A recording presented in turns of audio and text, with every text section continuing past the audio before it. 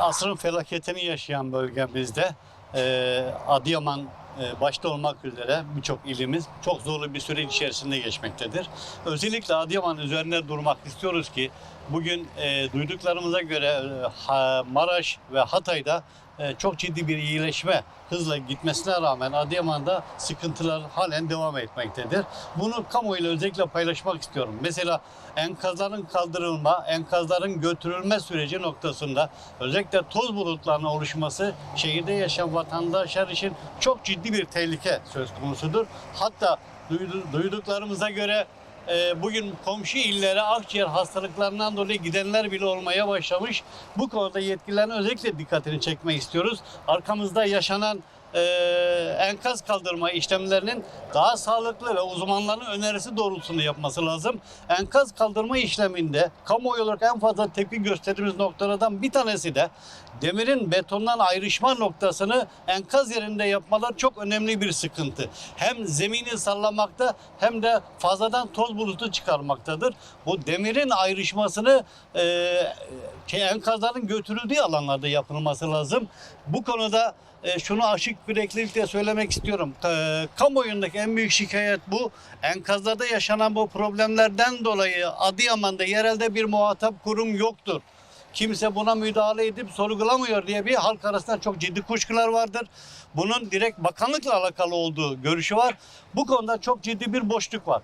Bu boşluğun bir an önce giderilmesi ve bu enkaz kaldırma işlemlerinin düzene girmesi lazım. Bir başka sıkıntı da bu enkaz kaldırma işlemlerinde yıkılan binaları götüren firmalar önceden yıkılmış ve enkazı kaldırmış temelleri de halkın söylediğine göre sözleşmede olmamasına rağmen oraların temellerindeki demirleri de götürmekte. Bu da ciddi bir haksızlığa uğramaktadır.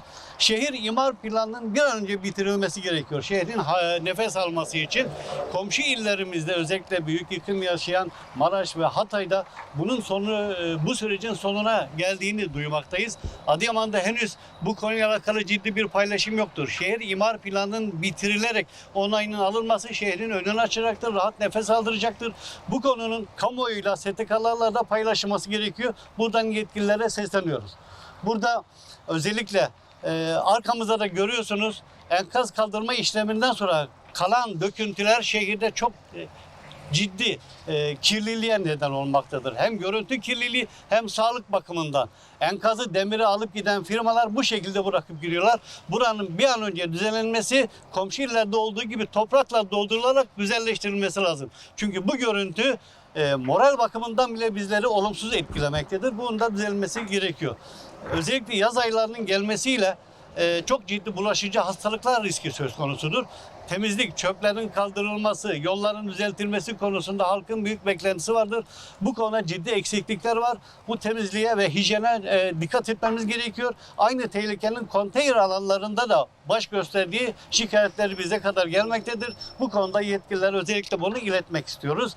Çok ciddi bir duruma dikkat çekmek istiyorum. Belki birçok yerde konuşulmadı ama özellikle depremden sonra Adıyaman'da kapsamlı ve tam donanımlı fizik tedavi ve rehabilitasyon merkezine ihtiyaç vardır. Çünkü çok fazla ampute insanlarımız artık oldu. Depremde yaralanan, uzuvlarını, azalarını kaybeden insanlarımıza psikolojik destek veya sağlık bakımından destek olması bakımından fizik tedavi ve rehabilitasyon merkezlerine acilen tam donanımlı olarak şehrimize kurulması lazım.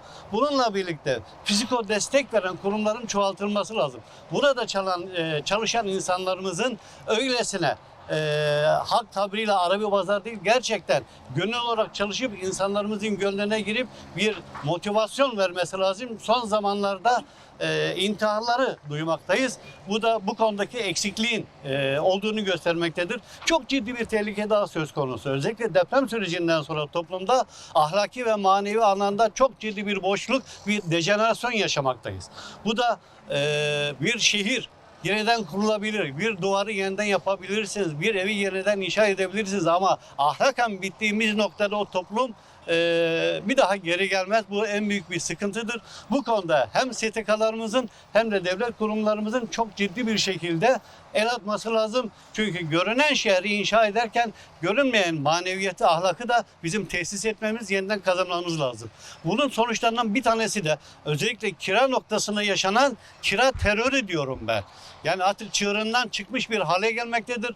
Depremden önce 2.000 lira, bilemedin 2.500 lira olan evlerin 10.000 lira daha fazlası peşinatlarla gaddarca, zalimane bir şekilde kira terörü estirilmektedir. Adıyaman gibi kendi yararına kavrulan küçük bir ilde bunun olması çok ciddi manada tepkilere neden olmaktadır. Halk çaresizce, muhtaç olanlar çaresizce bu işe girmektedir ama bir noktaya kadar bundan sonra patlama olursa diye korkuyoruz.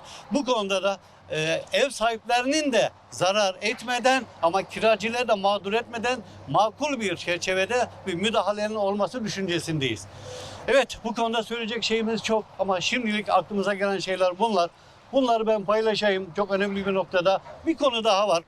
Kamuoyunda şu eksiklik var. Vatandaşlar şikayetlerini iletecek, çözümlerini isteyecek kurumlara ulaşmakta zorluk yaşıyorlar. Ciddi bir güvensizlik, ciddi bir boşluk, bir kaos söz konusu. Kurumlarımız ve yetkililerimiz vatandaşın kendilerine ulaşmasına kolaylıklar sağlamalı, dertleri dinlenmeli, mümkün olduğu kadar yerelde çözümler ulaştırılmalıdır. Yardımların ve hizmetlerin dağıtımında asla torpil, kayırmacılık ve adamcılık olmamalı. Bu konuda kamuoyunda ciddi endişeler var. Bunun altını özellikle çizmek istiyorum. Mağduriyet sırasına göre hizmetler verilmeli vatandaşlara. Bir de esnaflarımızın konteyner şehirlerde, kentlerde, çarşılarda yer almayan esnaflarımız var. Konteyner çarşılarımızı çoğaltmamız gerekiyor. Her ne kadar konteyner çarşısı kültürümüze aykırı bir şeyse de bugün için mecburi, zaruri bir durumdur. Dışarıda kalan esnaflarımızı da mağdur etmeden onlara böyle bir imkan sağlamamız gerekiyor. Ben teşekkür ediyorum.